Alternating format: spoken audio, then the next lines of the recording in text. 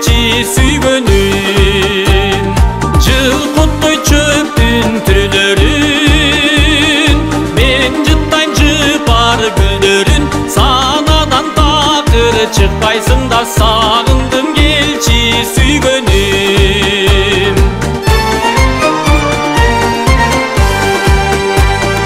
убанам жылкы бакканга кыялым учуп асманга жаныма келсең болбойбу да жылкылар жушап жатканда эл берген малды тапшырып элеси күчтү жакшырып Күнүбүздүн мааракебиз бул чоң диаспора жетекчилерин чакыргам, атайын бардык жетекчилерден элчиликтен чакыргам. Мынакей элчиликтин представители Бүйрөк Жапарына менен Дастан келип отурат бизге.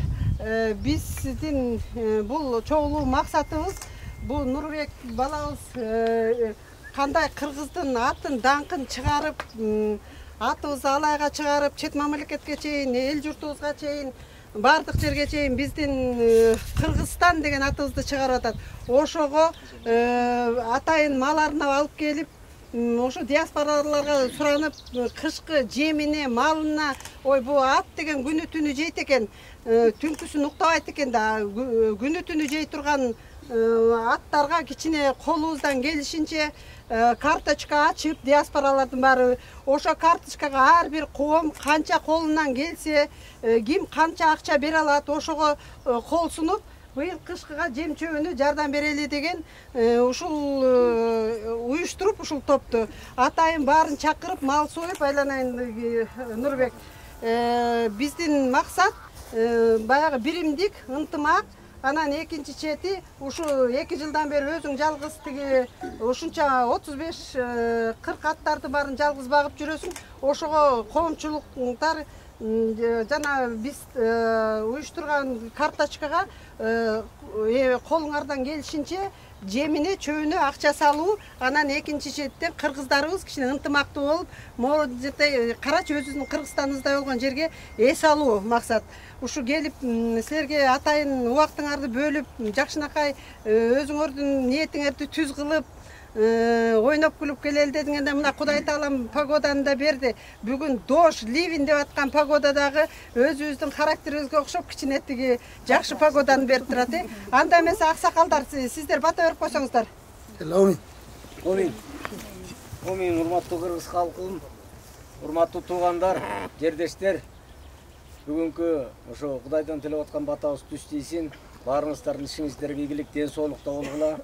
Бардык тараптан ийгиликтер жылоолоп, баштаган иштер улам-улам бийиктеп, улам-улам алдыга жыла берсин.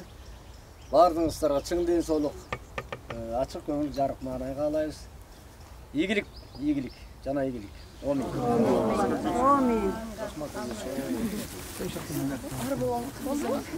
Бар бололук.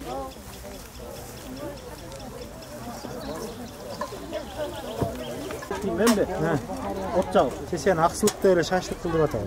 Топтарды бергилечи. Оны эми ушинтип түшүп турбайбы?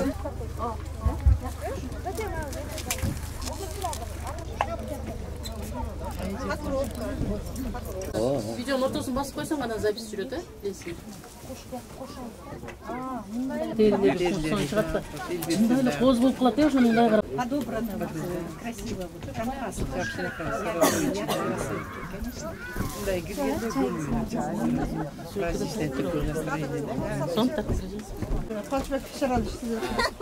Ана эмесе, урматтуу туугандар, бүгүн жакшы күндүн үстүндө отурабыз эми.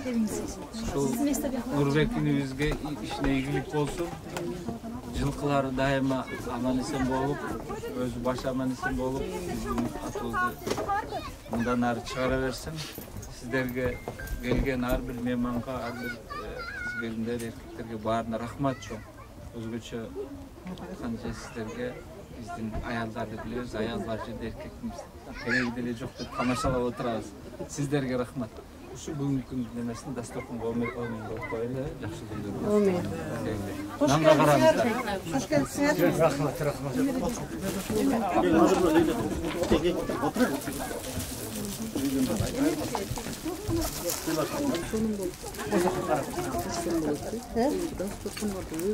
Мен иши кылса башка жагына көңүл бурган, культура менен дасторкон жагына. Негизи бул кыз кишиге эненин тарбиясы күчтүү болот экен да, чоң энем бакты да меничи. Анан өзүмдүн энем орустай болуп, мындай эмеле да, катта. Анан чоң энем аябай бүйрө кемпир эле да. Ар бир нерсени нанды дагы мындай катыганын калып калса өзү чылап иччи дагы калганын мындай кылчу, убал болот депчи. Ошол сыяктуу болуп эме дасторкон берекелүү болсун. Келгенде үйдүн эң биринчи дасторкону берекелүү болсо, анан элдин көңүлү тоет. Канчалык дасторкон берекелүү болсо, силер төгүп салсаңар, ошончолук адамдын пейили көңүлү түз болуп дейт. Мен ошон үчүн баягы эненин тарбиясынан үйрөнүп калганбы, ушу дасторкон жака аябай көп көңүл бурам да. Элдер келсе дагы бир аябай жакшынакай келгенге жараша ичип жеп ойноп туруп кетсиндер. Эми силер ушунча келип калдыңар, азыр малды союп атат, кичине боорунан болсо да курдак кылып биринчи ашыбыз да даяр болду, ушу бышыптыр тияктачы. Тиги жакта силер көрбөй калдыңар келгендечи. Отдельно токойдун арасында бышып аткан. Бизден бекитиппи? Ооба, силерден бекитип. Ашыбыз да даяр. Жакшы эле бардык. Каракөзгө ашабыз да даяр болуптур. Силер деген мындай көрбөй өтүп аттыңар да. Анан бул кыздар деген атайын айтыптыр да. Биздин тиги төрайымыбыз келгичекке чейин көргөзбөй туралы деп. Мынакей азыр ашыбыз да келет, азыр ашляфыбыз да келет, курдагыбыз да келет, шашлыгыбыз да болот, баардык жагы болот. Ошондуктан ойноп, күлүп, ниетиңер түз кылып, ушу Нурбек деген балабызга батабызды берип, колубуздан келген жардамыбызды берип, ушу баланы көтөрүп коелук. Себеп мен Кыргызстандын атуу балдары, негизи Кыргыздын баягы туусун көтөргөн балдарды аябай жакшы сыйлайм да. Мен болбосо Нурбек бир тууганым эмес, болбосо мен тиги жакын балам эмес, же болбосо бир жакын тууганын баласы эмес. Мен ушу балдардын ким кандай иш кылып атканын неме кылам да. Ушу Нурбекке Ак жол, Надыр, биздин Акбар, ушулардын баары жардам берип жүрөт да. Ушу балдарга аябай эме кылам. Ичимде энелик мээрим менен ушуларга айтам да, ушу балдар аман болсун, ушу кылып аткан иштери ийгиликтүү болсун. Биз как эне катары, эже катары, бирөөнө энетермен, бирөөнө эжетермен, бирөөнө бир туугандырмын, ошо катары кичине түрткү берип коеюн депчи. Ошо балдарга кичине биз аксакалдар өзүбүз түрткү берип койсо, булардын кичине стимул көтөрүп, өздөрүнүн баягы иштөө аракети аябай жакшы болот да. Ошон үчүн биз баягы мен караса карт деле калып турмун да, көрсөчү, жаш экем деп жүрбөйм, 18 экем. 58 жашым эмесмин. Ушу балдарга деген өзүбүздүн эмебизди беришибиз керек экен да, стимул беришибиз керек экен. Мынакей Аксы комунун төрагасы Шамшарбек отурат айланайын. Бул келгени Аксы кому аябай жакшы көтөрүлдү. Чаткал кому эртең менен саат 8ден баштап тиги жерде тикебизден тик турду. Ушу Чаткал комуна, Аксы комуна ушундай ыраазым. Кыргыз конгрессинин төрагасы мынакей маданият башкармасынын баарын алып келип отурат. Биздин тиги маданияттын илгертеде бери келгет да шаттыктын шатыраты ырдатып жүргөн жигитибиз келип атат, теңиз. Агай, ордуңуздан туруп, мүнтүп койбойсуңуз. Бул эже, ушу менен мен экинчи мероприятием аксакал болуп келип атат. Биздин сиз ушундай бизге келгенде төрүбүздүн көркү болуп жүрөсүз да, баягы өткөндө да келгенде аябай сүйүндүм сиздин келгениңизге. Азыр да келгенде да. Бул биздин эмебиз, сыймыгыбыз, коногубуз. Ушу киши эки жолу бизге аксакал кылып батасын берип, ушу биздин кыздар, биздин аялдар кеңешине кошула албайсызбы анча болуп? Башыбызга башчы болуп.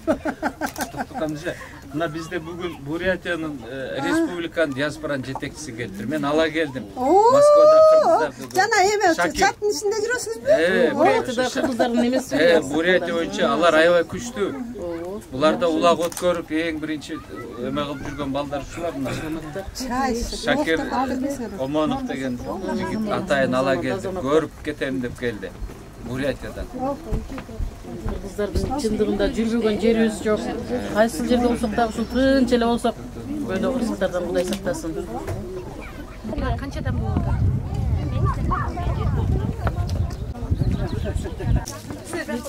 Жеңелсек? Жеңелсек? Ошо жең болот, ошо көзүн багып болсун. Атыңды сайкалсын.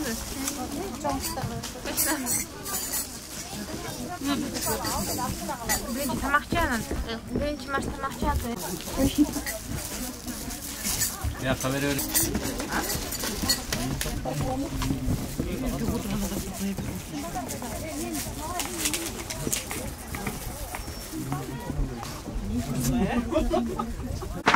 Эми аш көтөрүп баштады. Бир мезгилде иши аялдар Берилген ошоға тараган.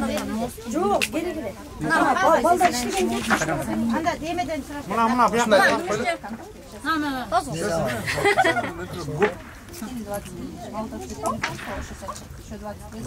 коесуң, да? Жок. Камерага тартатасың же сүрөткө тартатасың? Камерага тартып. Сүйлөйт да, тили бар адам. Дургула сүйлөш керек. Камераға көңіл бөліп эле Тамакты да эле тарта бер деп атасың.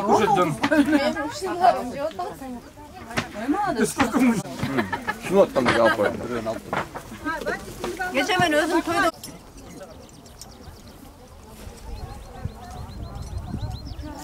Bu biz Moskva içindeler kalacak.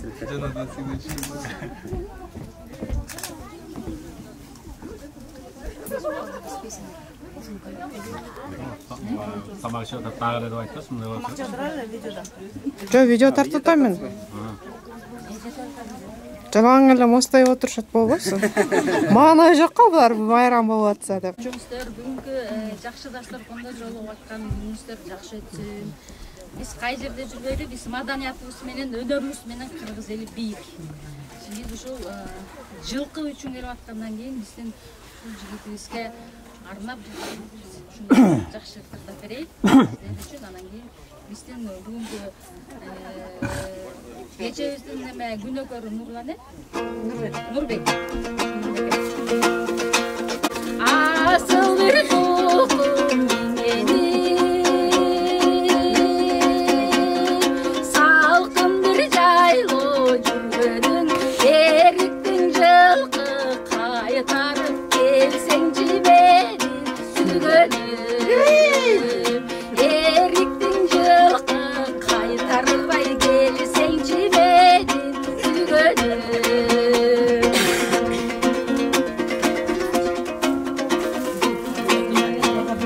жылкытпай чөптүн мени жыттайчы бар күндөрүн сагындым келсин сүйгөнүм санага салбай мени сагындым келсин сүйгөнүм сагындым сени Kızlar oldu bu erkekler yardım kızlar da oldu. Sen жылкычы мен Оларда шаңшы бір залан Өлкөбүз үчүн иштейт өргүлөсүн нур заман Өлкөбүз үчүн иштейт өргүлөсүн нур заман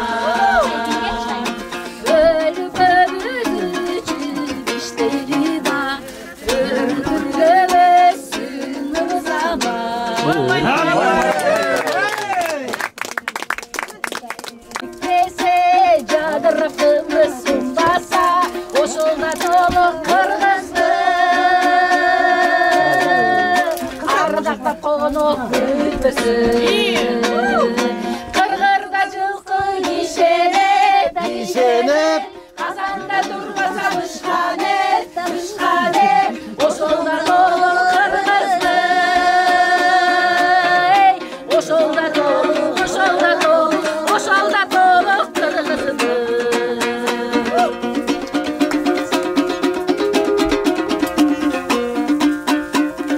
Kızlar beş kökül örmesi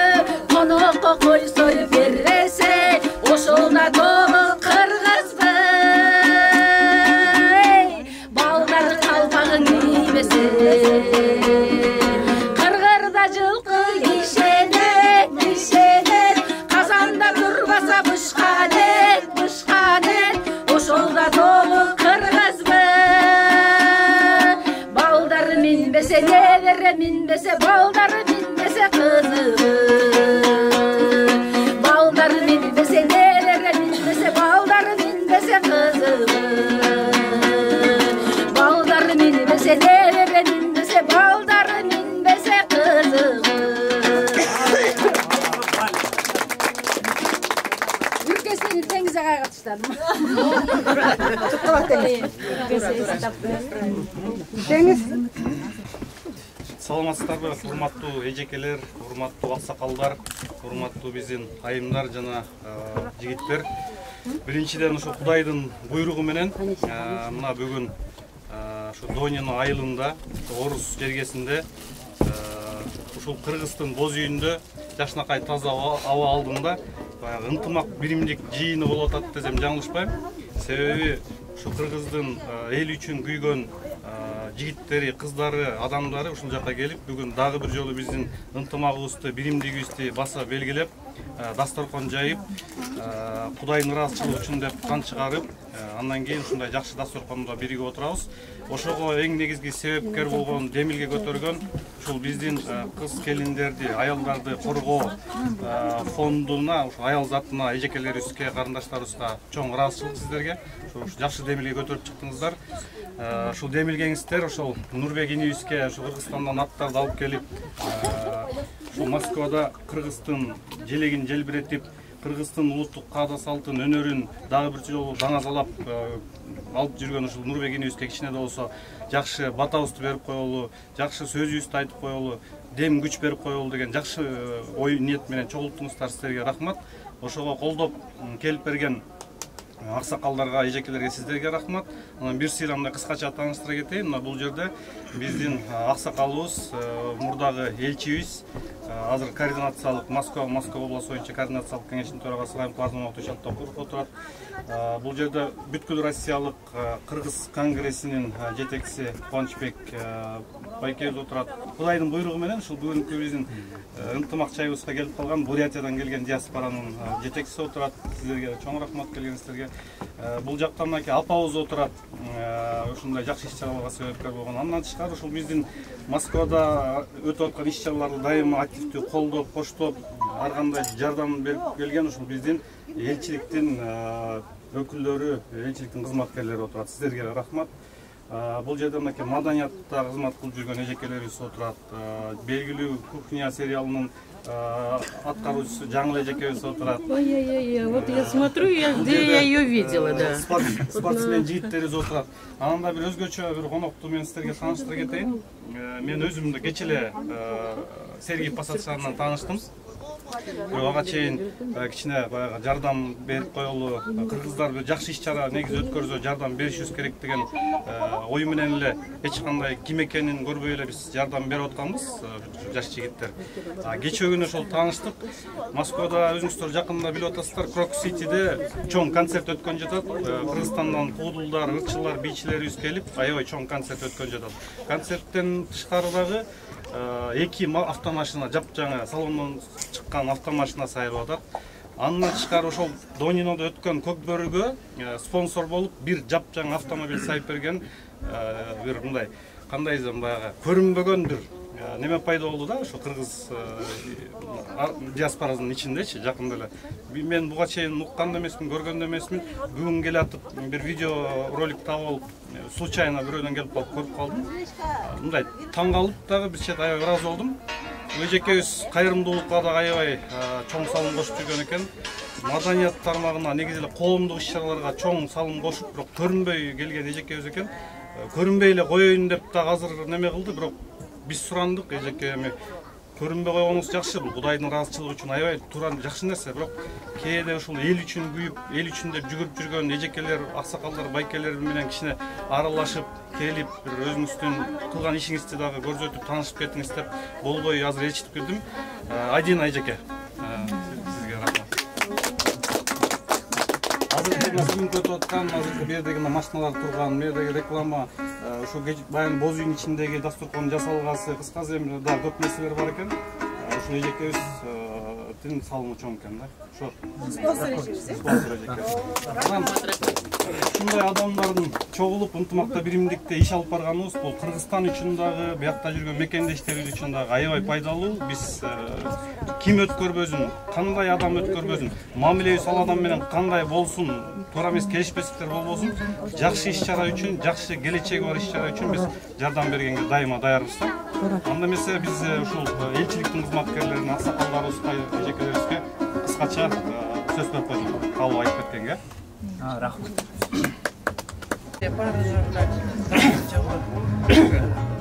Саламова. Мен ушунчалык ыраазымын. Бүгүн ушу биз маршруту да жакшы билбей эле, но таап келдик да. Андан келсек, баягы Кыргызстандын эле жайлоосундай боз үйлөр тигилип турат, кыргыздар жүрөт. Ошого баятан бери айтып атабыз да, өзүбүздү ушундай бир айрыкча майрамдай, айрыкча бир күндөй сезип атабыз. Ошо сезимдин баарын берген ошо бүгүнкү кыймылдын, бүгүнкү иш-чаранын уюштурган комитетине чоң рахмат. Биз өткөн айда Кам көрүү жана фондусунун ачылышын презентациясында да болдук. Анан жаңыдан ушундай жакшынакай уюм түзүлүп атат. Анын башында турган отура берсиз да. Как раз Токтогон Турсунбаевна ишиңиз ийгиликтүү болсун. Эң негизгиси ден соолукта болуңуз, амандыкта болуңуз. Бөөдө кырсыктан тышкары болуп эле, анан ушу баштаган ишиңиз ушу бүгүнкүдөй эле да, жемиштүү ушундай актык стоконун үстүндө. Но мындай айтканы, кыздардын ынтымагында да, кыздардын сыйы менен өтө берсин. Силерге кандай бир жардам керек болсо биз даярбыз. Анткени биз деле ошо алыскы Москвага келген себебибиз өкмөт жөнөткөн ошо эл менен бирге болсун, ушу кыргыздар менен бирге болсун дегендей. Анан бул биздин күнүмкү турмушубуз дегендей. Анан экинчи мен айтып кетер элем, 3 күн мурда биз Сергеев Посадта болдук. Анан Сергеев Посад 3 күндөн бери бүт соцсеттерде, бүт каналдарда ошо Сергеев Посад эле көрсөтүп атат окшойт. Кыргызстанда деле бүгүн анткени эртең менен биздин тышкы иштер министрлигинин кызматкерлери жазып атат. Ну, тамашалап кет. Жыргал силердики эле күндө майрам, күндө той, күндө эле боз үйдө кыргыздардын тоюнда жүрөсүңөр деп. Мен анда жаздым, конечно, Кудай берем дегенге берет деп бизге тойду берип атат говорду. Ошон үчүн да, чыгып көз тие берсин деп. Сергеев Посадта болгондо действительно Нурбектин кызматы, анан вот Адина Турдуевнанын чоң кызматы менен кыргыздын аты кайрадан вот ошо баягы у всех на устах деп да, кичине бала болуу, мындай улгайган киши болуу, что за юрта, ой, кто поставил деп да, Кыргызстанды дагы бир жолу сезип, баягы Кыргызстандын жытын билип, Кыргызстандын даамын татып кетти. Кудай ушундан кем кылбасын да. Анан вот мен баятан бери сүйүнүп атам, могу Шакир деген жигит эме Бурятиядан келиптир. Мен университетте окуп жүргөндө биринчи, экинчи курста бурятка менен общежитиеде жашагам. Анан ал досум Бурятияга кетип калып, ошондон бери уже канча 5 лет өттү, эч таппай жүрдүм эле да. Думаю, вот, наверное, Шакир эми таап берет болсо, бир болбосо мен Бурятияга барат окшоймун да. Это все тамаша. Анан баятан бери вот тамактарына таң калып атабыз. Токтогон Турсунбаевна өзүнүн командасы менен даярдаган. Бул деген баары ниеттен болот, пейилден болот, тилектен болот да. Анан вот каракол деп мен айтып келсем, 8-9 класста мен караколдо бүткөм. Анан мен биз жашаган үйдүн жанында Алтынкөл деген кафе бар эле. Күнүгө ошол жака уурданып барып да 20 тыйынга ашланфу жечү элем. Анан ошо бияка келип ашланфуну эстейм, эңсейм да. Анан биздин элчиликтин кафесинде жасайт да. Но кичине баягы башкача да. Ошон үчүн ушу ашланфуңарга чоң рахмат. Ушундай ыраазымын да. Мен көптөн бери издеп жүрүп, да, ушу жерден таптым да. Ошо баягы бас дегендин баары тамаша деп да. Каракольский, действительно, да. Анан баятан бери чычкан мантыны эстеп атабыз да, потому что мен 11 жыл Ошто жүрүп, жана Ош базарына баратып эле, көпүрөдөн чычкан мантыдан 5 алтын алып жеп койчу элем. Да, ошо. Ну, это действительно все вкус знакомый с детства, это наше детство. Все мы родом из детства, да. Анан баягы бала чакты эстесең, конечно, ойлойсуң, кандай жакшы күндөр өткөн деп. Ну, вот Кубанай айткандай бүгүн деле Кудай шүгүр да Кыргызстан эгемендүүлүгүн алып уже 30 жылдай болуп калды.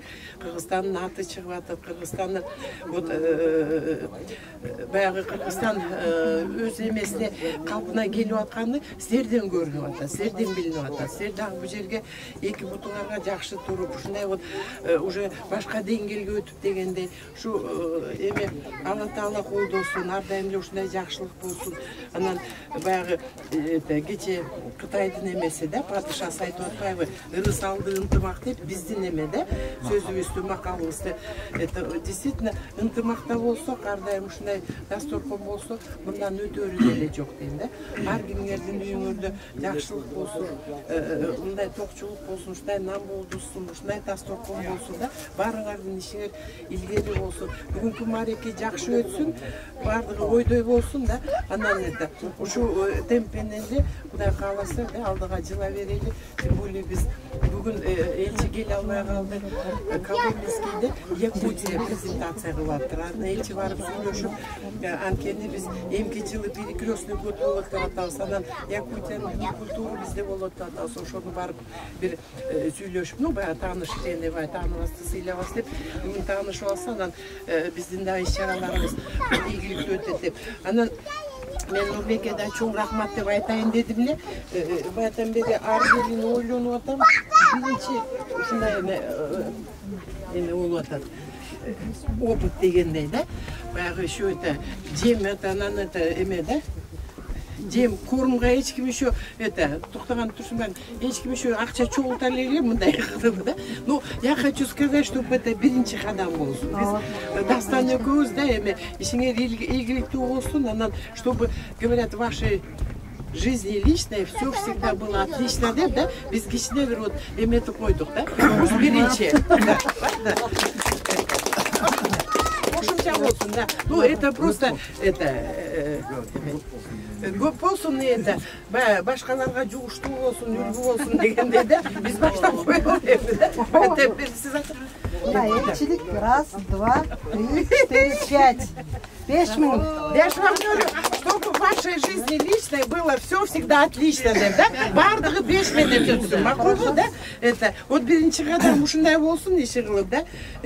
Аз болсо да көп көрүп, иши кылып чоң рахмат силерге, чайыңарга, ушундай дасторконуңарга, иши кылып Кыргызстаныбызда тынччылык болсун, биздин талашканыбыз сыйлуу болсун, да?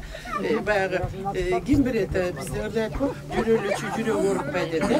Ашрафуңар ар дайым ушундай болсун, да? Иши кылып жакшылыкка жолугалы, чоң рахмат. Рахмат сизге. Карточканын башатын сиз ачып бердиңиз.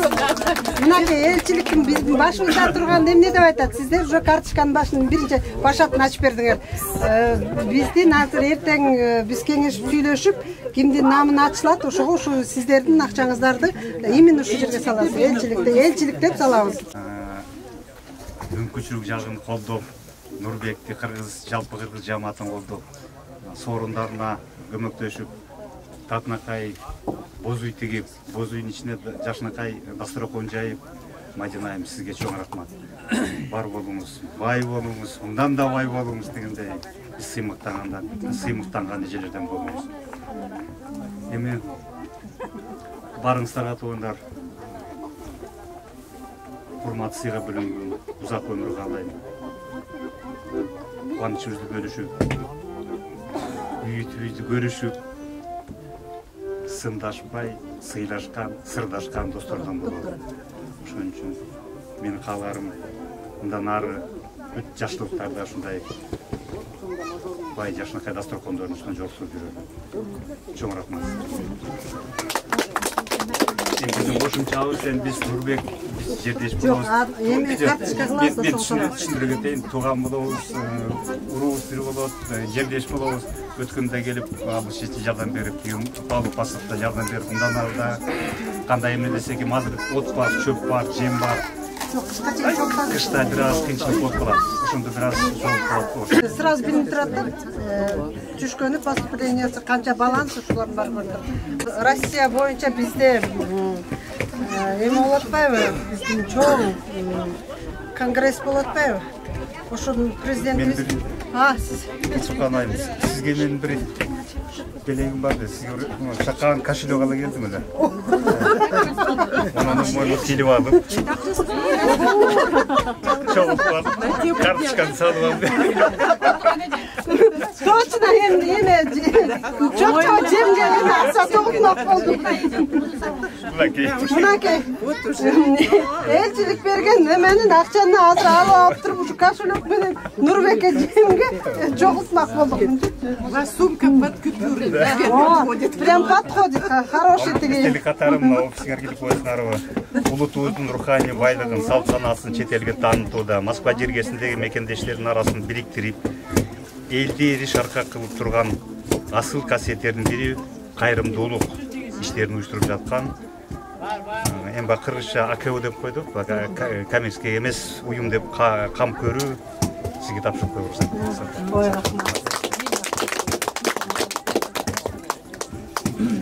Шына эме жем чөпкө толтуракча жыйнамак болдум. Сон неде тап келдиңиз да дегичи. Толуп ашып кетпейт экен да, жакшы экен. Көбүрөөк кетет экен.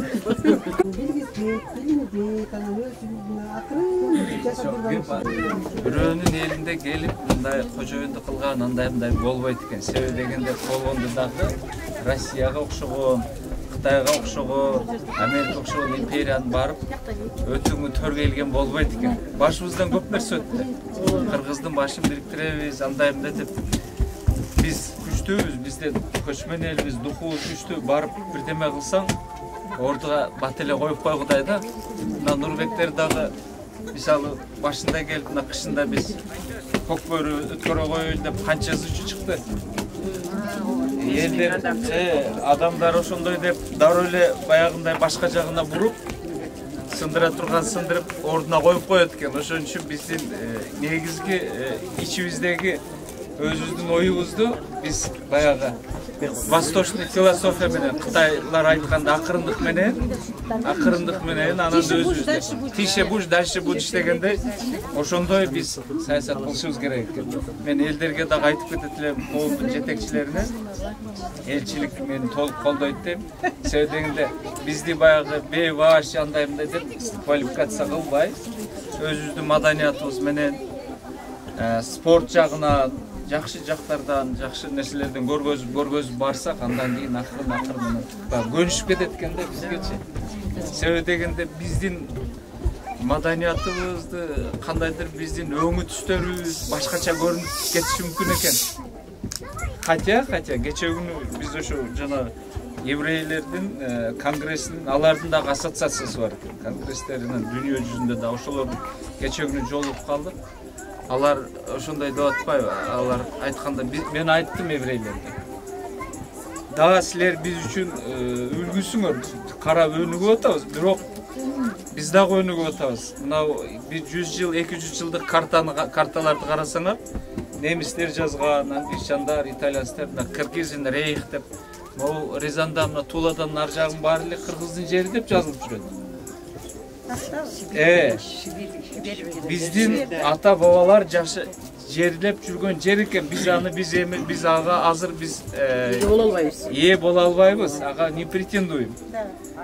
Факт, что исторически биздин ата баба жашап жүргөн жерлерге мына Кудай Таала, Алла Таала өзү элди алып келди да, буну биз айтабыз, миграционный процесс, теге бул деп.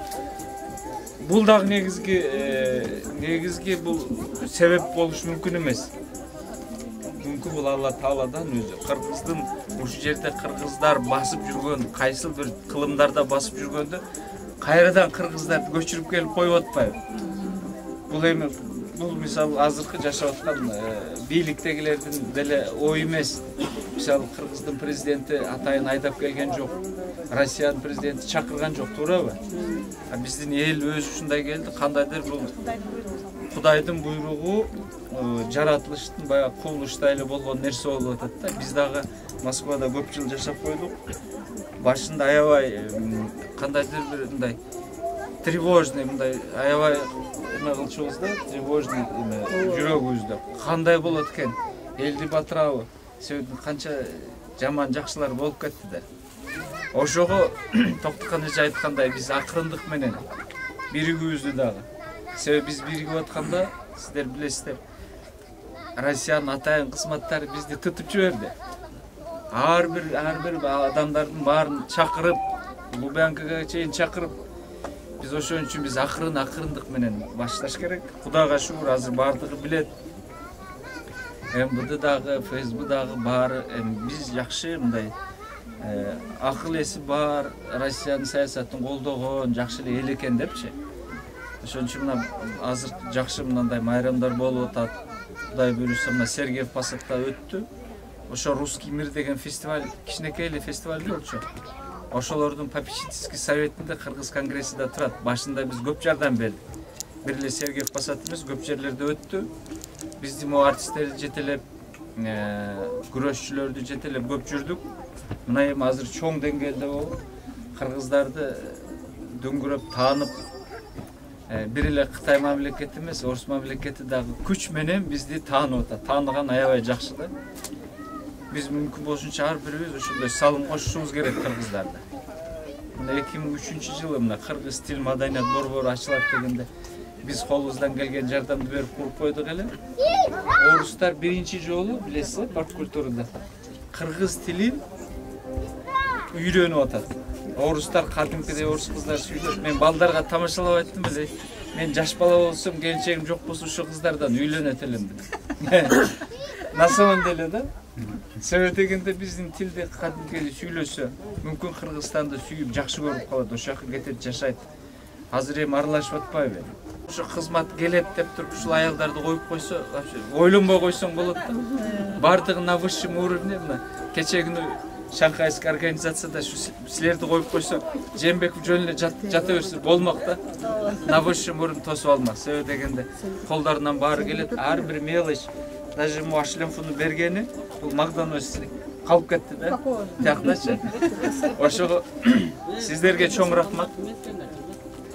Элчиликке өзгөчө дагы рахмат, ыраазычылык билдирип кетет элек. Дастан биз дагы мына элчиликте 5-6 жылдан иштеген, биз өзүбүз башыбыздан өткөн нерселер. Бүгүнкү күнү элчилик кандайдыр бир деңгээлде элге жакын болуп калды. Өзгөчө элге жакын болгону бул жакшы да. Мына жаңы посол келди. Биз ойлойт элек Аликбек Жекшенкулов дагы байке элге жакын болот деп. Элдин арасында көп жүрдү. Элдин жаман жакшы мындай проблемаларын жакшы билет. Элчиликтин бүгүн келип ушундай иш-чараларга катышып бергени абдан жакшы болуп атат. Муну менен силер только авторитет завоюете среди простого народа и населения, да? Өзгөчө эмгек мигранттардын арасында. Колдооңуздарга чоң рахмат сиздерге.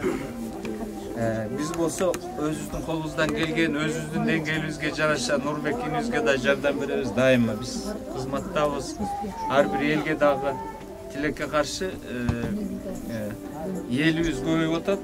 Элчиликтин деле биздин деле мүмкүнчүлүк биз кечигип атабыз. Бизге кеңейишибиз керек, туурабы? Элге көбүрөөк эл менен.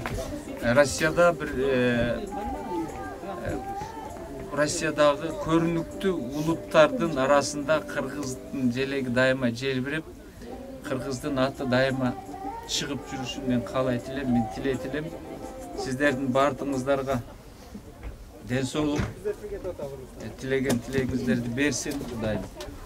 Дайыма бизди туура жолго салсын, жамандыктар болбосун, аманчылыкта болойлу. Дагы бир жолу рахмат, Райымқұлы сизге рахмат, Шакир рахмат, Бурятиядан келди. Элдерге айта барган биздин дагы.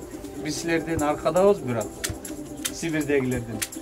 Силерде бар жолго коюлган, бирок мына бирок биякта эл көп. Бат-бат катташып турайлы. Ар бир мына жаштарыбыз, кыз келиндерибиз бардыгыңыздарга рахмат. Буюрса биздин келечегибиз кең, абдан кең.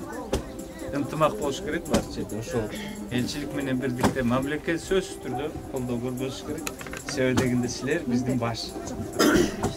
Ошого Кудайга миң мертебе рахмат, өзүбүздүн мекенибиз бар. Ошого дайыма кайтып барайлы мекенибиз. Ошо Россияда иштейли, жашайлы, мекенибизге кайтып барган Кудайым буйрусун. Рахмат токканча, чоң рахмат. Рахмат. Бурятиядан бери атайын келип атсыз. Мынакет 5000 километрден келип силердин ак дасторкон насип эткен экен. Отурабыз. Эми эмне деп айтып кетем? Ушунча элдин башын кошуп отурган тоткан жерсиге чоң рахмат. Аял кишилерди мен суктан барып отурам. Ушунча ар бир айылдын башын кошуп отурасыз. Бул өзүнчө дагы өзүнчө мээнет дегеним да сизге. Анан бизде мен Нурбекти Фейсбукта окудум эле. Нурбек өзүнүн жанынан бардыгын ушу элге көрсөтүп, башка бирөө мен кылдым деп чыкты деген сөздөр болгон экен да. Ошого бизде улануу деди. Эми бул Россияда кыргыз элинин үрп адаттарын көрсөтүп, жаманы бекитип келатабыз да бизчи. Ошого биз мэр менен, глава менен сүйлөшүп, кыргыз элинин көкбөрү оюнунчу республиканский уровеньге киргизгенбиз да. Кудай кааласа силер да ушул уровеньге киргизип алсаңар, ар жылы главадан, мэрден акча бөлүнүп турат. Биз ар жылдын этегинде годовой отчет берип кат жазып турабыз. Ошолорго тапшырсаңар, силер дагы ушул московский уровень, республиканский праздник ушул бир числон белгилеп коюп алсаңар, кыргыз элинин көкбөрү оюну алдыга барат депчи. Эми бардыгыңызга чоң рахмат. Кудай кааласа, эми колубуздан келишинче Нурбек эним сага жардам беребиз. Кара суу биримдигинен, уландын көкбөрүнүн астынан Кудай кааласа картасыңар которуп беребиз. Онуна биз сөз беремин. Бардыгыңарга ден соолук. Ушинтип кыргыз элинин уюму менен жүрө берели. Рахмат.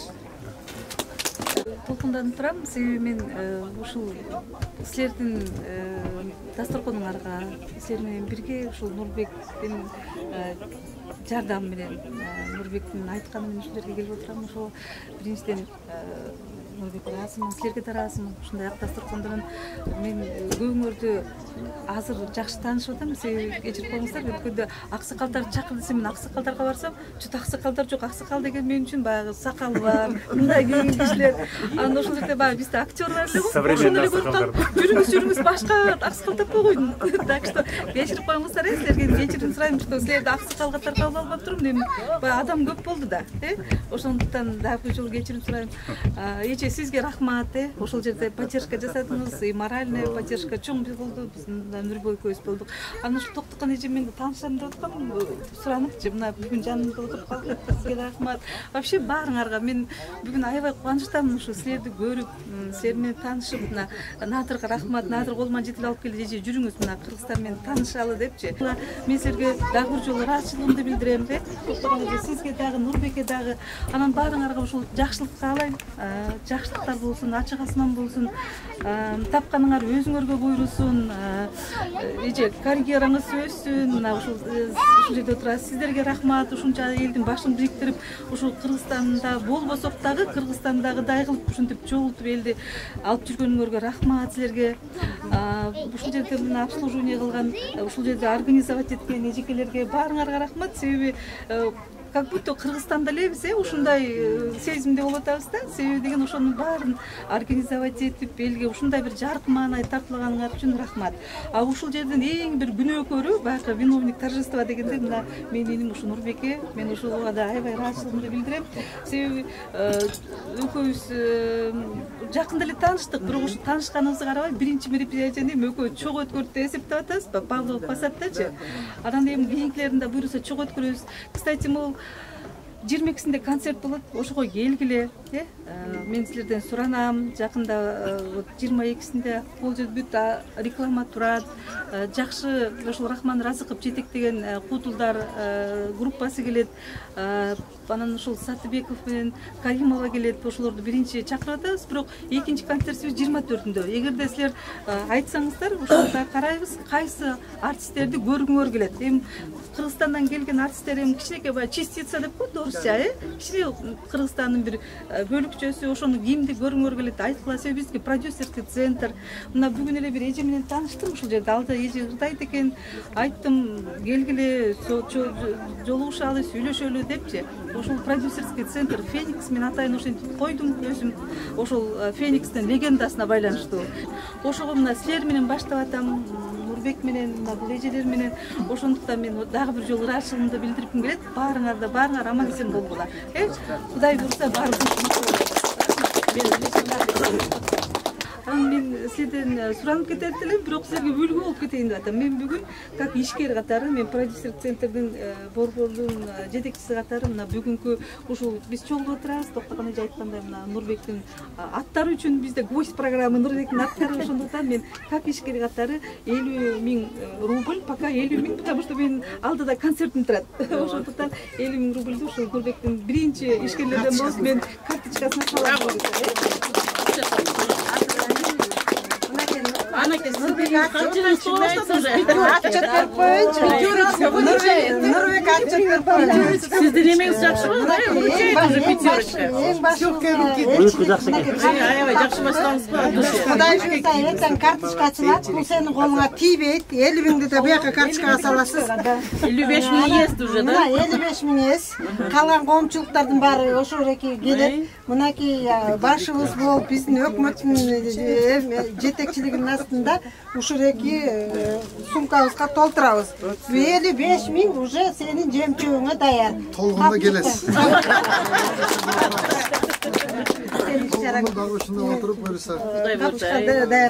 Толтурабыз. Урматтуу министрлер, урматтуу Москвадагы эң алдыңкы патриот инсандарды билем. Мен бүткөн эмесмин. Токтогонжон чакыруусу менен келип калдым эле. Аябай бүгүн толкундан мен отурам. Баарыңыздарга ушундай күндөрүбүз көп болсун. Анан мен Нурбек иним, мен дагы ушул сузактан болом. Үйдө отурсам дагы ушинтип 11-число күнү ыр жазып койгон экем. Азыр темага түсүп келип калды. Ушуну окуп берип койсом. Сөзүн сыгаттыр. Кең калада чийип учуп тулпарлар, кадамдары дүңгүрөтөт теминип, хан манас кырк чоросу колдосун, кайыптан аккуга келсин керилип. Кылымдардан ар кадамым растан, кыргызымды бийик кылып жараткан, кымбат барктуу улуу элбиз байыркы, кошулуп биримдик болсун ар качан. Кубанычым толо бүгүн Нурбегиним, кубат берип кылдың эрдик элиңе, кулунусуң мен өскөн сузагымдын. Кубатысың жалаваттын элине, күлүк атты таптап минген саяпкер, кызматың чоң элдин уулу сыймыгы, көкөлөтүп бийик көтөрү жөнөктү, кыргызымдын бүт элимдин атуулу, койгон бийик арзууларың эмгегиң, көктөн күткөн тилектериң айкашып, күчтү топтоп келди бакыт сыноого, көктө жангын жеңип жылдыз болуп, кыргыздын тарыхын бетин жаңылап, кайталап хандарыбыз баскан жерин, кыргыздын тулпарларын туягын керилтирип бастырдың орус жерин. Кудай колдоп, арыштагын алгалап, калк баары бата берсин сагарнап, камбарата пирим колдо өзүңдү, койгон максат орундалсын утурлап. Камбарата пирим колдо өзүңдү, койгон максат орундалсын утурлап. Можно 2 минут? Мен просто кошумча эмес бир жарыя кылып кетейин дедим эле. Быйыл вот сентябрь айында жана кыргыз тили биз Кыргызстанда кириш мамлекеттик тил болгон ошо 30 жылдык маарекеси болот экен. Ошого ойлоно берсеңер да 30 жылдык маареке. Анан 20-жылдын 25 октябрында Исак Разаков 110 жашка чыгат экен. Мен өткөндө да кыз чыкмак болот. Анан ошо өткөндө биз барып Гүлбакчын экөөбүз кызы менен жолугуп сүйлөшүп келдик. Аны биз вот азыр элчилик түзүп атат план перекрёстного года деп. Ошого уже киргиздик да. Анан вот кара суулуктар деп атасыздар. Мен может не точно да это Арзаматович 90 жылдык Батыралы Сыдыковичтин маарекеси болот да. Ошону да мындай ойлонуп да. И Оромбек Садырбаев тоже айтып атышат. Каралай Саякбаевдин 125 жылдыгы болот экен.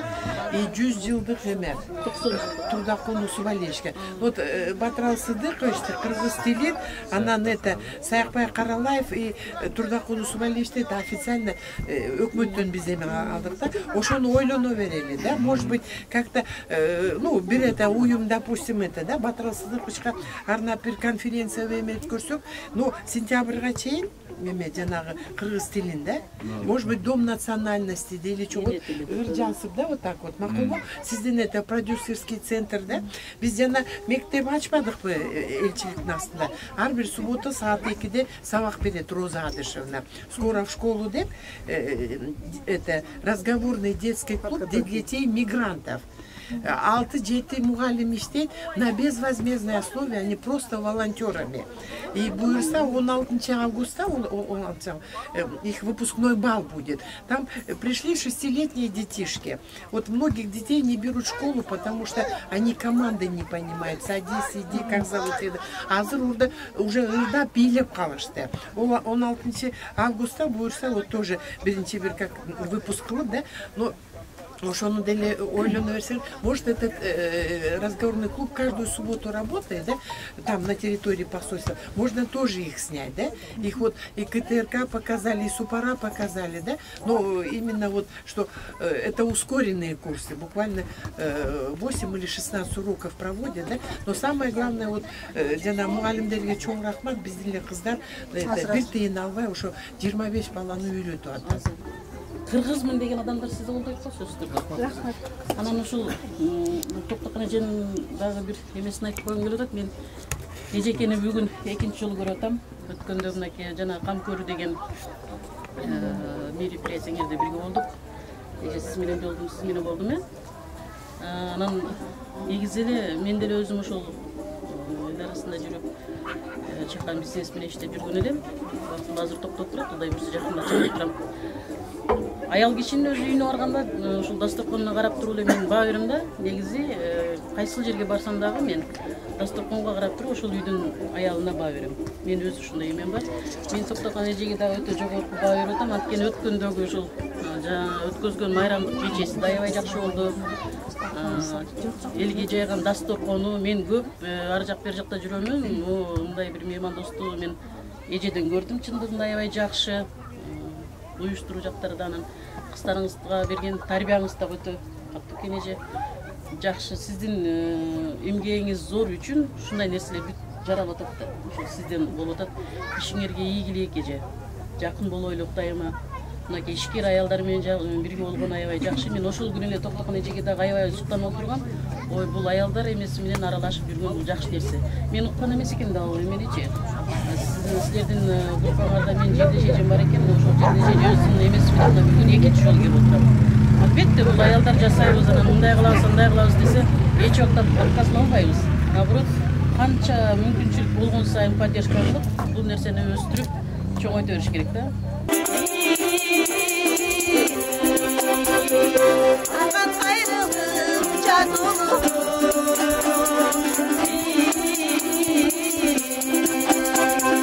Ayrılık ağa gelecekte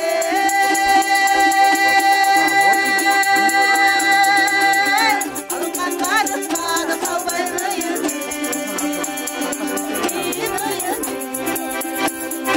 Kardız gözü durmuş, durulunca durmuş Ağa gelecekte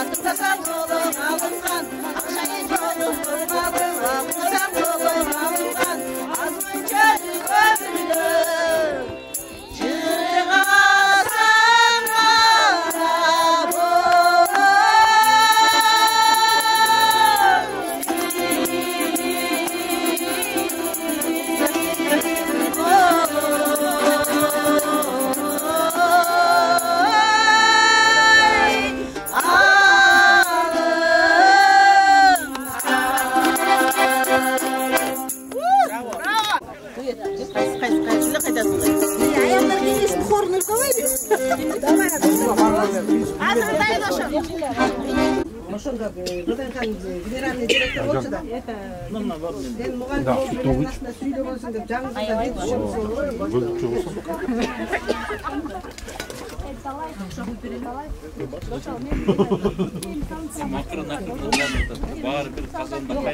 азыр талант аябай күчтүү талант бар. Өтүшүдө акылдаган жана аскатыгын бала эмне?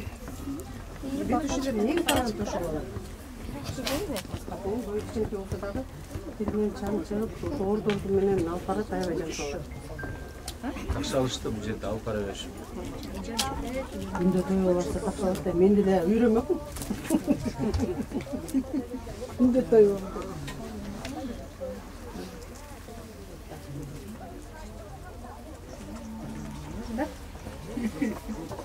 Бурдак.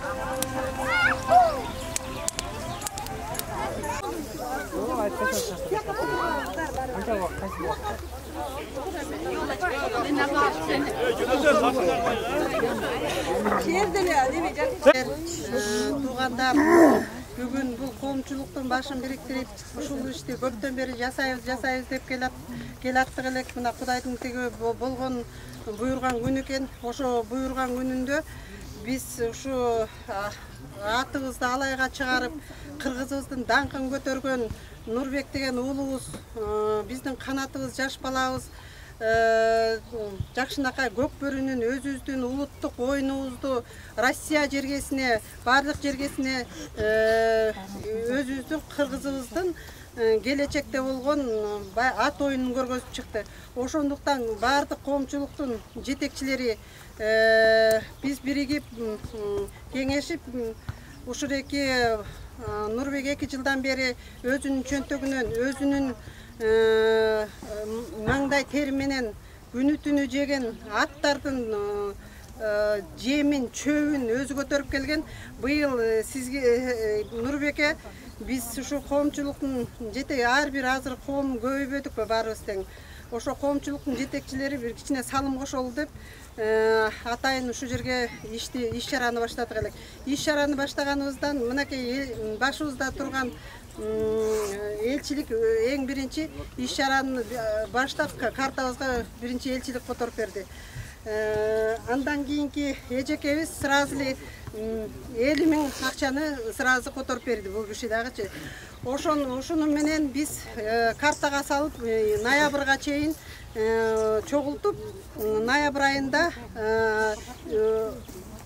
кадимкидей эстафета кылып тапшырып, анан ушуреки баланын колуна бир жеңилдик, жардамыбыз, кам көрүү, бири-бирибизге болгон ынтымагыбыз, бири-бирибизди тиги баягы кыргызда барго өзүбүздүн кыргыздык улутубузду, намысыбызды ушундай бекем кармап, ушу өсүп келаткан ушундай балдарга биз кичине канат болуп эме берсек, демилге берсек, бул балдар өсүп келаткан балдарга демилге берсек, ушу балдар өсөт экен.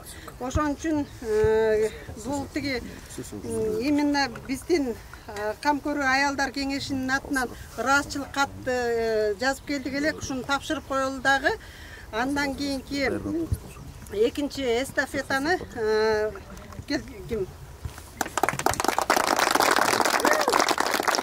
Анан биздин аялдар кеңешинин атынан Борекини башын баштап, как эне катары, сага апа катары баштап бердик. Эми калган коомчулуктар мынакей биздин төрагабыз турат, Райымкул Арзон Матович өзү баш болуп контроль алган атат. Ушу бир карта ачып, анан 3-4 ар бир коомдун башчыларын коюп, СМСтер келип, ушуну тактап, сизге ушундай церемония кылып туруп өткөрүп берет деп сүйлөштүк бул киши менен кеңешип. Ошон үчүн Боореки кылып аткан ишиң ийгиликтүү болсун. Мына могу окшогон азамат балдарыбыз аман болсун каглайындар. Карачы тетиги алыстан ат арытып келишти ушуга окшогон балдарыбыз. Мен ушу балдарды көрүп ушундай энелик жүрөгүмбү билбейм, ушунча эзилип, ушуну жакшы көрүп атам да, алыстан келип өзүбүздүн улуттук оюндарыбызды ойнотуп берип атканына. Бул аялдар кеңешинин атынан ыраазычылык катты тапшырайын дагы. Эми Мореки ким Нурбектин аттары бул дагычы. Нурбектин аттары ушу акыркы баягы чогулуп контролга алып, жакшынакай кылып биздин ушу жөрөлгөнү алыстан алып кетип, анан дагы дальше улатып кетиш үчүн ушул эстафетаны Аксы коомунун төрагасы Шамшарбекке тапшырып койсом.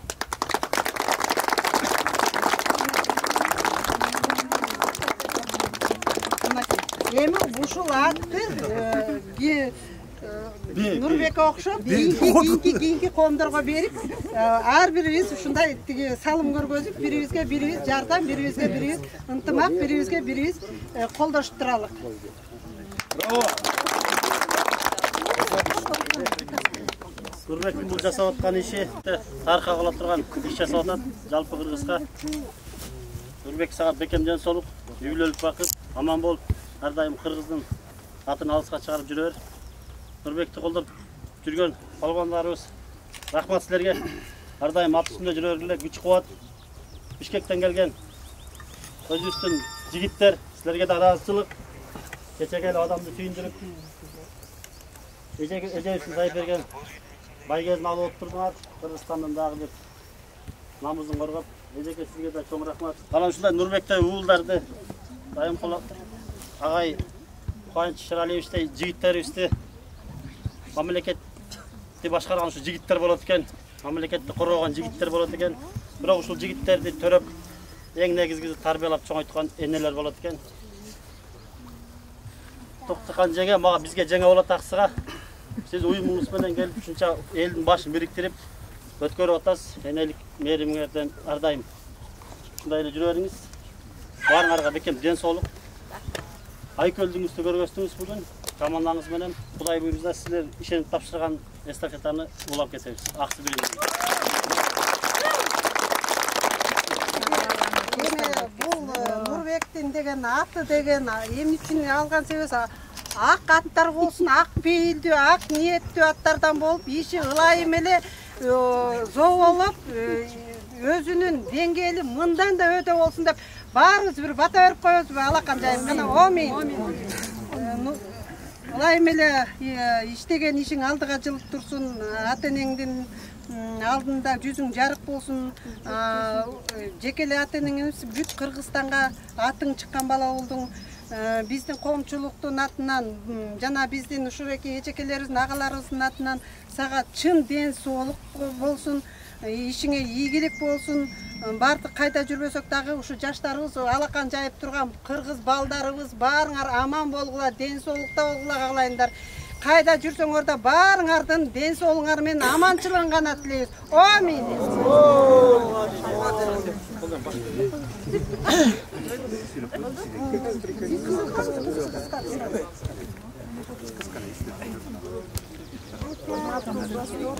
Рахмат, уюштуруу комитетине чоң рахмат, камкору оңдуларга чоң рахмат.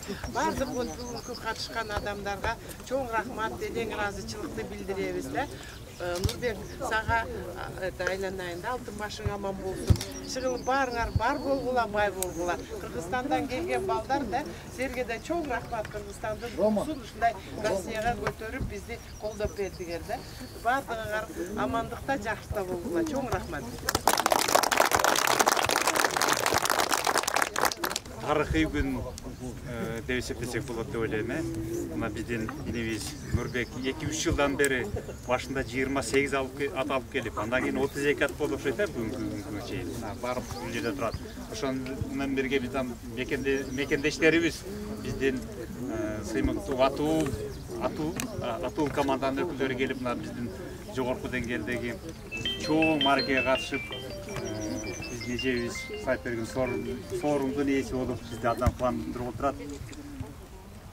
Бүгүнкү демилгени көтөрүп, баарыбыздын башыбызды кошуп, бүгүнкү иш чараны баштап аткан Токтокан айымга чоң рахмат. Сиздин жаныңыздагы, сиздин колдоочуларыңыздарга, сиздин жанында жүргөн сиздин кыз келиндериңиздерге, жалпы кыргыз жамааты, москвалыктар колдойбуз, ал жетишинче көмөктөшөбүз. Бүгүнкүгө чейин деле жардам берип келатабыз. Мындан ары дагы арабыздагы ынтымагыбыз, биримдигибиз күчөй берсин. бөтөн элде жерде ама биздин үрп адатыбыздын руханий байлыгыбыздын бири биздин көк бөрү болуп эсептелет.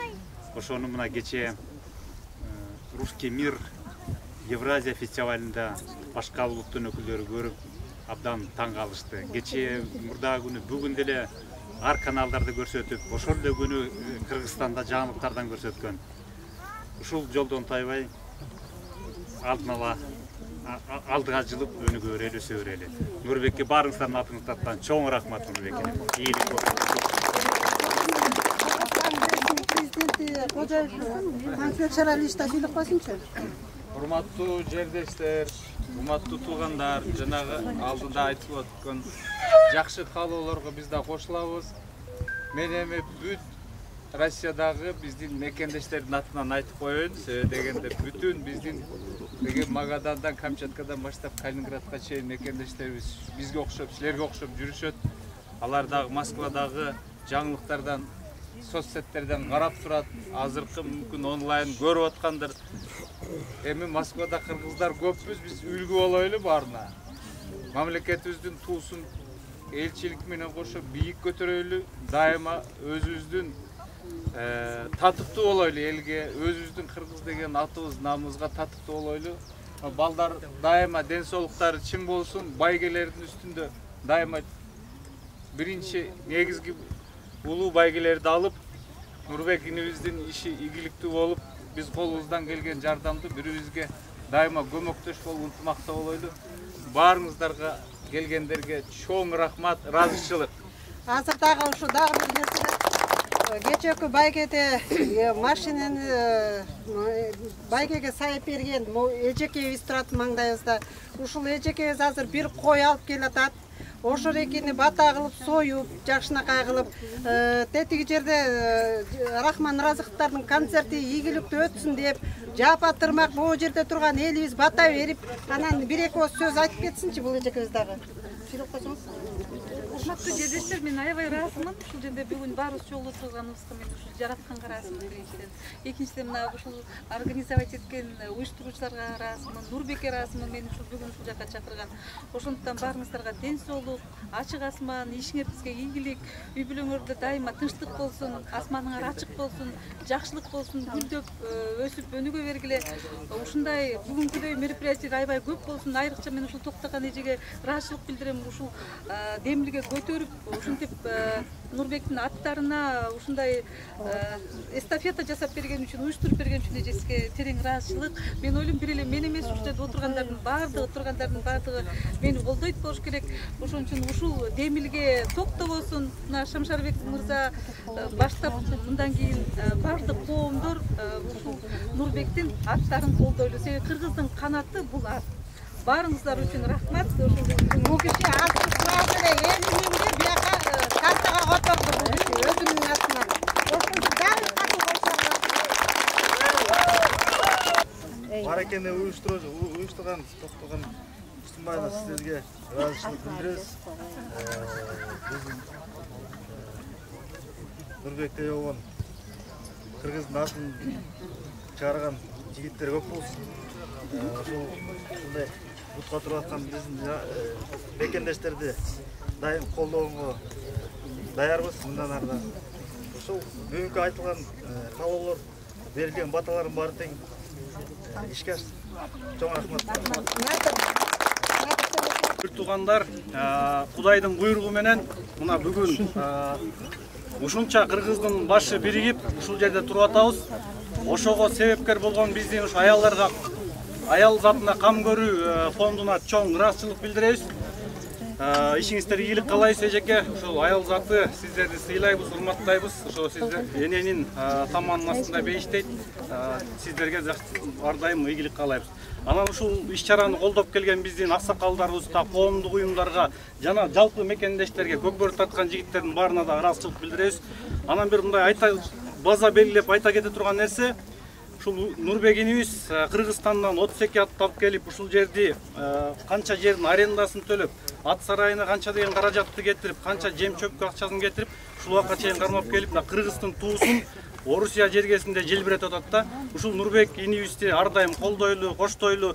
Анан Нурбекти Нурбек кылган Нурбектин атын чындап чыгарган, Нурбек канчалык кыйын, канчалык күчтүү, акылдуу болбосун, ошонун жанында жүргөн командасы бар. Ал командасына ушул жерде турган Москвадагы көк бөрүчү жигиттер, 7 областтын, райондордун айылдарынан бириккен, ушундай ар кайсы коомдордон бириккен ушул көк бөрүчү жигиттер бар да. Ушул жигиттер Нурбекти колдоп, ар дайым жанынан бир жол ат чапкан үчүн дагы баягы жем-чөбүнө деп кичине каражатын кошуп, жардамын берип, ушул жигиттер колдоп келатат. Бул жигиттерге да ыраазычылык билдире кетпесек болбойт. Сиздерге чоң рахмат. Андан тышкары биздин Кыргызстандан келип, Кыргыздын туусун Орусия жергесинде желбиретип, кече күнү автоунааны утуп алган Атул командасына терең ыраазычылыктар. Бул жигиттердин дагы өзгөчөлүгү кыргыз тилинде так сүйлөшөт, жана ыймандуулукту, өзү биздин каада салтыбызды дагы аябай ыйык туткан жигиттер экен. Чоң рахмат. Намаз окшот. Биз ушул баягы кичинекей немени кур калтырбайлы деп кичинекей ырымдап ала келдик. Кончбеке. Бачак келиңиз. Бул жерде ушул көк бөрүчүлөрдүн команданын баягы капитандары бар, ошолорго кичинекей ыраазычылык билдирип коелу. Анда биринчи ушул Нурбек мырза. Нурбек мырзага атайын биз заказ менен көк бөрүчү ат имип жүргөн жигитке өтүп керек да. Дайыма спортивный бут кийим менен жүрөт. Ушундай аттарды кармаган жигитке ушундай жакшы өтүп керек. Мынакей Нурбек сага бул. Андан тышкары кончеке кезең. Ушул ак калпакты кийгизип коелу. Кыргызстан ушундай калпагыбыз менен улукбуз, бийикбиз. Ушундай кыргыздын жигиттери ар дайым көп болсун. Кел, Нурбек.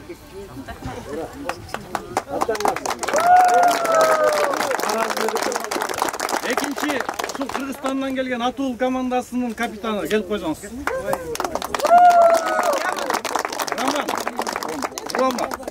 Азаматсыңар, силер Кыргыздын желегин ушул канча километр жолду басып келип, Орусия жергесинде аябай желбиреттиңер да.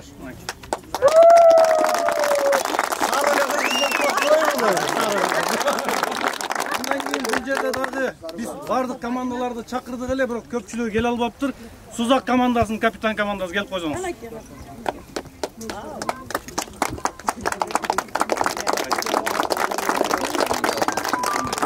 Ош командасынан келип койгула, Чынтемир.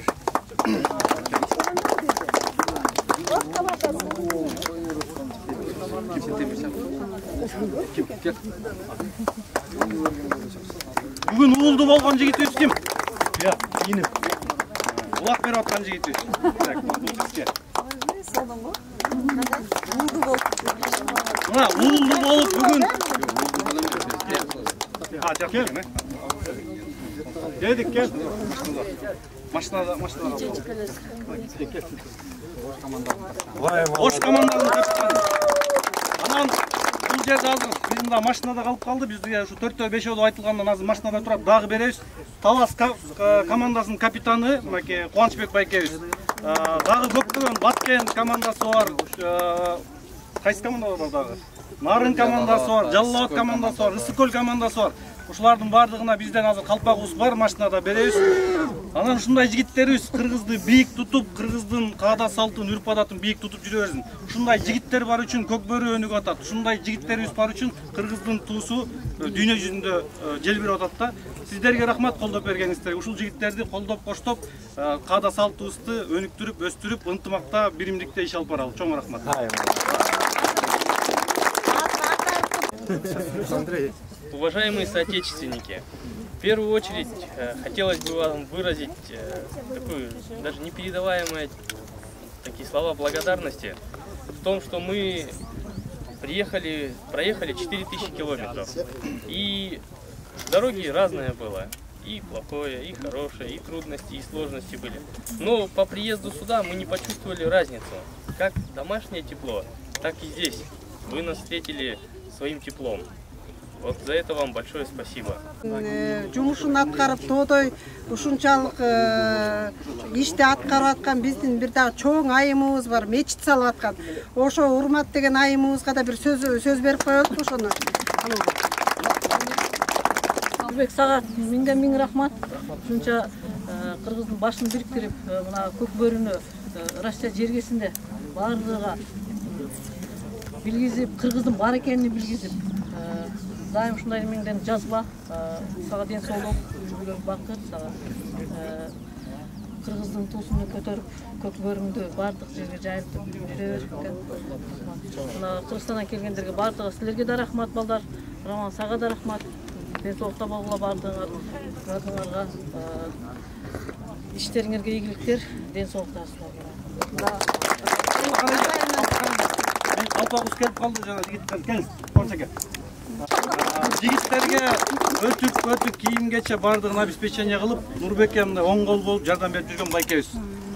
Жаңы эле уулду болуп, көкбөрү улак берип аткан жигитибиз Ош командасынан.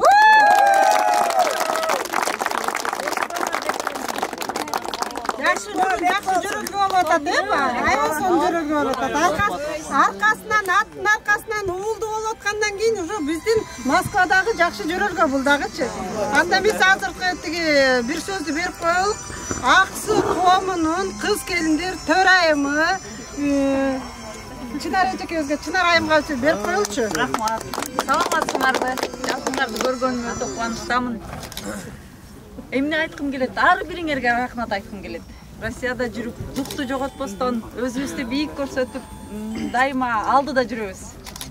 Барыңарга рахмат айтам. Нурбек Асылбина, сага менин азаматсың, дайыма ишиң илгери болсун. Ат арытып, жол тартып келген биздин жердештерибизге дагы рахмат айтам. Россиянын жеринде ушунчалык мы так загордились собой и вами, просто сил больше нету. Мы уезжали такие радостные, прям вот на работе, везде, я везде ходила, хвалили. Это наши люди, это я не знаю откуда, где, почему наши люди, но я очень гордилась. Мы вами гордимся. Желаю всегда, чтобы дух наш киргизский вас всегда поддерживал. Мы всегда с вами, где бы ни были, когда бы ни были, в каких бы обстоятельствах ни были, мы всегда были едины. Мы дети гор, наших гор. Браво! Всем удачи!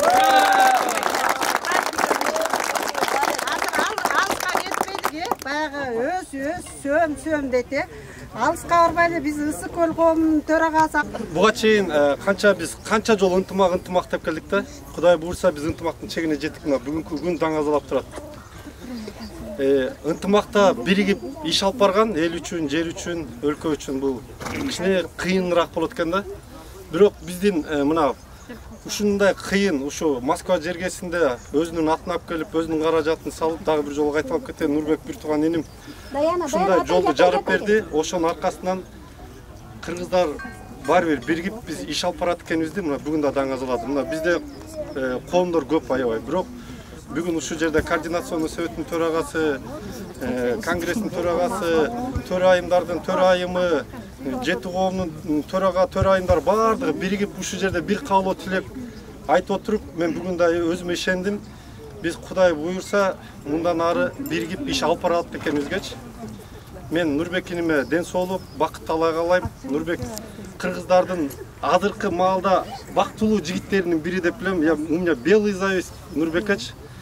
Биз качан бири-бирибизди биригип ынтымакта болот экенбиз өзүнчөчү, бирок ынтымактагылар биригип иш алып барыш чын эле кыйыныраак болот экен. Бирок Нурбек иним ушул атын жетелеп келип кыргыздардын башын бириктиргенге себепкер болуп, ушу Нурбектин ушундай жакшы жоролгосунда жанында турганыма мен дагы кыргыздын бактылуу жигиттери катары өзүмдү сезип турам азыр.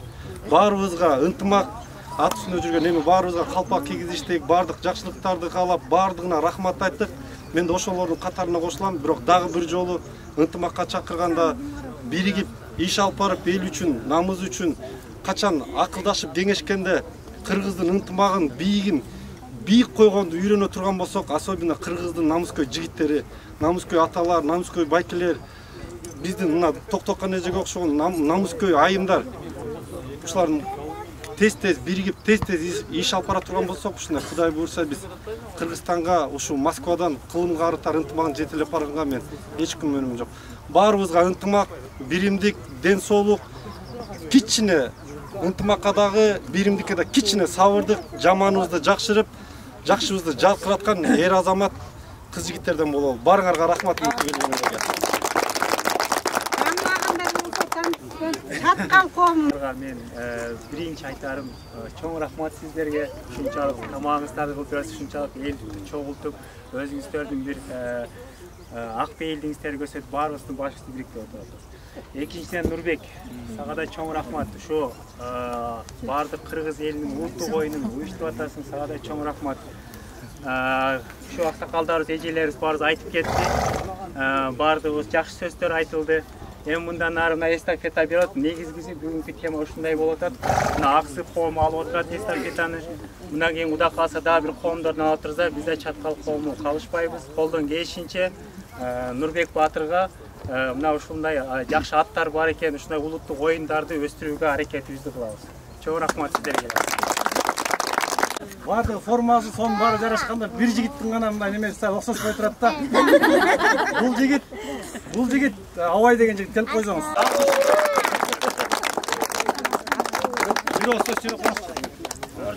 Ушул тренер, ушул түзүүчү жигит ушул. Абай кел. Саламатсыздарбы? Катурак. Бизде абдан кубанычтабыз, ушинтип биздин жердештер ушакта бизди тозуп, ушинтип тамак жайып, боз үйүн тигип, ушул биздин уткан жеңишибиз сиз үчүн арналап, сиздер үчүн, баарыңыздар үчүн, кыргыз эли үчүн жалпы рахмат сиздерге. Ушинтип бизди үйдө эле кемсинбей тосуп, баарыңар көңүлүңөрдү буруп келип, ушинтип тосуп аткандарыңызга чын ниетмен рахмат. Чын Нурбек байкеге рахмат, ушинтип байкебизге рахмат, баарыбыз эжебизге рахмат, ушинтип байгесин сайып, ушу биздин кыргыз элинен балдар келиптир деп, ушул кетпесин деп, ушу машинасын сайып бизди эметкениңиздерге, жалпы элибизге тынчылык, токчулук, дайыма жакшы кишилер ушинтип тосуп эле жүрөсүн. Дайыма бөлөк мамлекетте болсок да, дайыма бирдей болуп жүрөлү, баарыбыз. Ошол кичине толкундан атам, кечирип коюңуздар.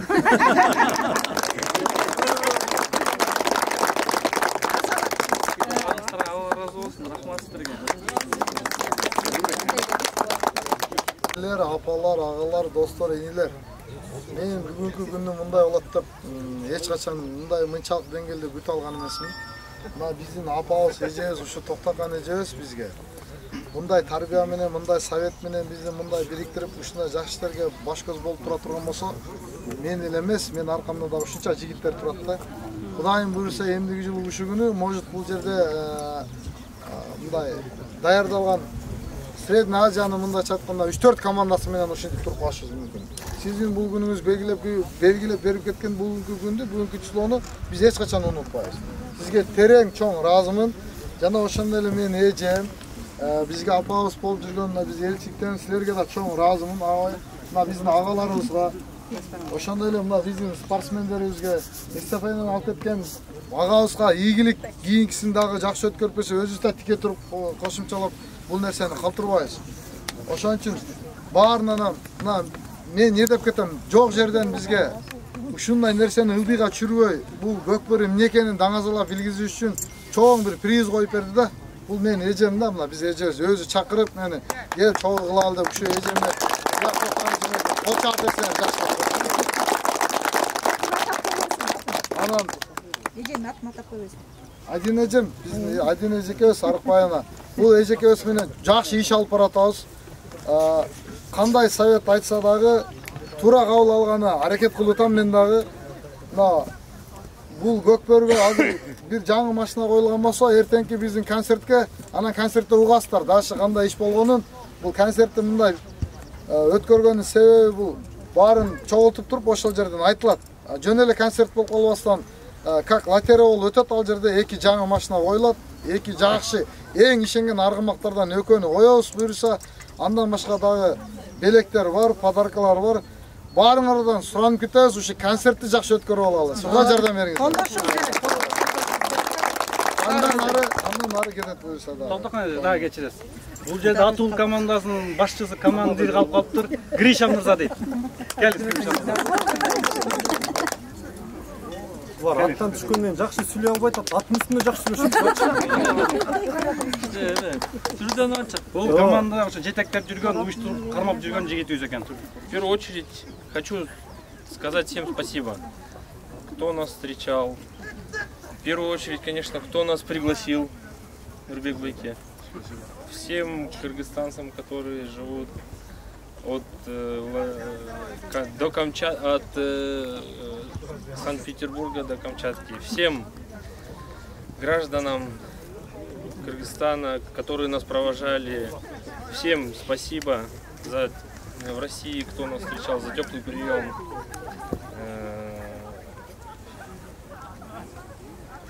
Слов нету, только одни эмоции, которые переполняют, потому что нас так дома даже не, может быть, в некоторых случаях не встречали, как здесь встречают. Вот. Всем спасибо большое. Москвада жүрген мекендештер, жердештер, барыңыздарга Атул командасынан ысык салам. Барыңыздарга чоң рахмат, Алла разы болсын, ыраазычылыгыбызды билдиребиз. Тосконуңарга чоң рахмат, Нурбек Байке сизге отдельно, чисто Атул командасына чоң рахмат, эжеке сизге да машинаңызды коюп бергениңизге. Буюрса чын жүрөктөн ысык от души. Чоң рахмат. Буюрса Кыргызстан жерегин жер билетебиз, Кыргызстанды уят кылбайбыз. Буюрса барыңыздарга чоң рахмат.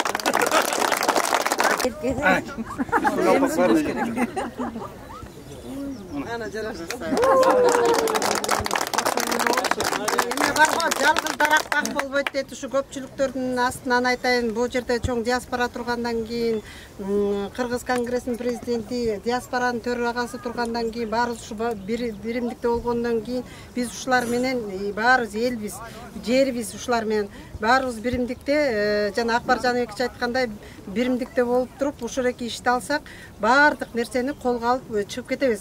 Баягы салынбаган там болобу, бузулбаган үй болобу дегендей, ошо баардык нерсе өзүбүздүн колубузда. Ошону жакшынакай ынтымак, биримдик менен алып кеткенге кудуретибиз жетет. Анан экинчи четинен айта турганым себебим, азыр менин ушу кыздарымда жанагы дагы бир жолу кайталап кетейин, 50-60 кызым бар. Бирок көп кылгандан коркуп атам, ызы чуу болуп кетет экен. Ошо кыздарыма аябай чоң рахмат.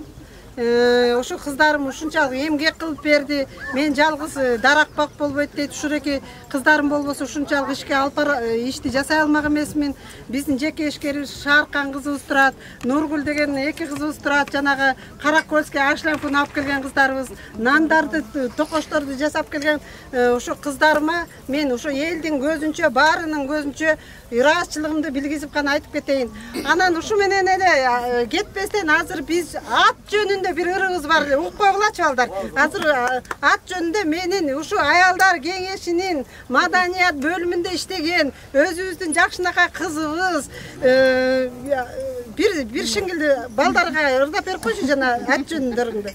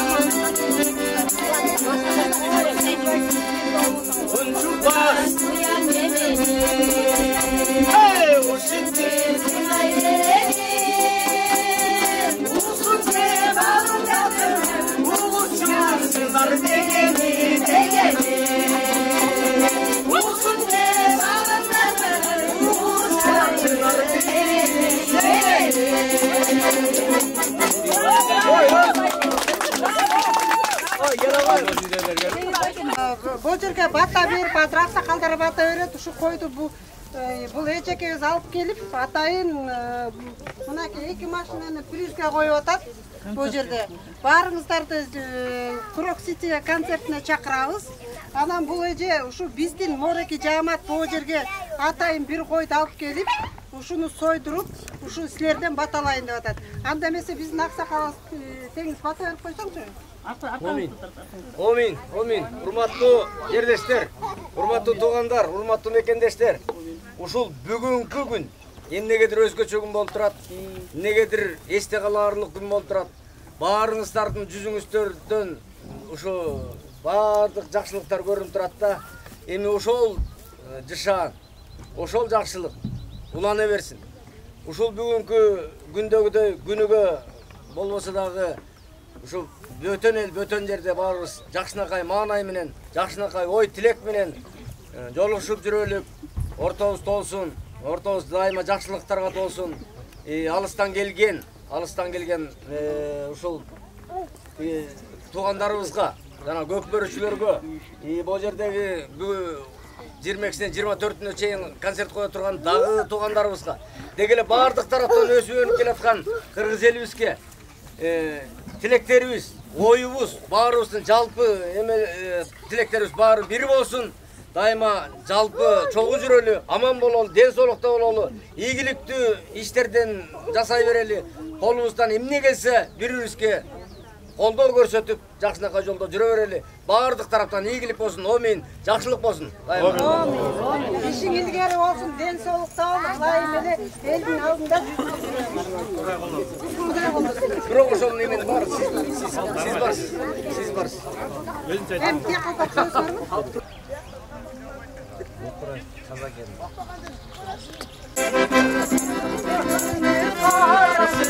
Kullarına muhtar canısın, gözlüğün erkeğiyle haracından beylerlesin. Götücürüm anlasın, götücü gönyanlasın. Ya kim? Hemen 1000 ruble ver koysun.